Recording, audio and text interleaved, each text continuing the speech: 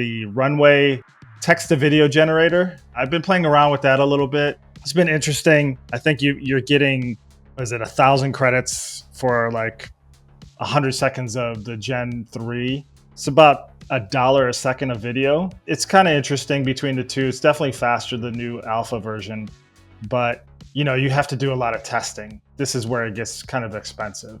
What I saw in the news too is that I think it was California that they're trying to shut down these sites that show the deep fakes of people, like pornography sites of people in different, compromising videos, but it's not them. So I think that's a good thing that they're trying to do that. Yeah. There's even been some things going on there with the elections recently. Some deepfakes and fake images being thrown up, and it becomes all political very quickly because people think that they're real. And there's a whole movement to try and get those banned. But I mean, they're so easy to create and so easy to throw up there and hard to disprove. So it's kind of like an arms race trying to figure out what's fake and what's real, which isn't a great thing, when it's something as heated as, something like, political parties and things like that. And absolutely. Yeah, we'll see where it goes. I know there's a whole bunch of efforts to try and, tag images like that. I mean, technically Twitter would need to do something around that where any image that gets uploaded needs to get sort of an AI pass that confirms if it's, an AI image or not and tags it as such. But I don't know if he's going to do that, but that's what they should do. Makoto, how did you find when we were looking at Sora, a lot of the initial things that the quality was impressive, but the AI made mistakes with additional fingers and things, additional legs coming into a walk cycle. Did you find anything like that you were working with? You spotted anything like that, or noticed that? With this particular... No, I didn't see anything. It seemed to render people and that kind of detail pretty well. I know that, and this is probably somewhat old news, is that Sora's video generation was edited by a video and wasn't actually done by the actual AI. So there's been some... But that was was editing, right? Yeah. It wasn't the footage created, but they cut it in terms of... So their raw footage, because you still got to think, if this is a raw footage generation tool, or these are tools that do that's really what you get out of the camera if you're filming a movie.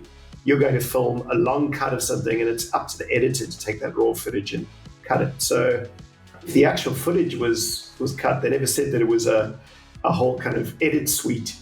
But it's amazing to be able to generate that. Something that would have, I remember the Sora's kind of astronaut with the knitted hat and in the desert, and some amazing footage, and kind of giving it specific millimeters of the film. That would have cost a lot to actually shoot in real life. So it's still pretty impressive. Yeah, it's interesting. I haven't seen too many since then. It's been weird. When it first announced, we saw those initial clips and they're pretty mind-blowing. And I thought they would release more as time goes, so we're showcasing more and more of it. But they seem to have gone a bit quiet, or maybe I'm just not following the right sort of articles that would show that. I've seen some commercials here in the States is definitely AI generated, where they're showing the AI generated people morphing into other people and things like that, where I forgot which commercial product it was for, but that's going to get I wonder when it comes to things like this, it demos very well, but when they try and scale it out to that millions of users can actually use it, they kind of realize that the infrastructure probably just isn't there yet, and the processing power that they need, and they kind of gone quiet about it until they can figure out how to release it in a way that allows people to use it. And I guess the one way, which is what you encounter, is just cost. Just put a large cost to it to make it sort of only used by people who really want to use it, not just by everyone. It's always interesting to kind of see when you see these really cool things. Well,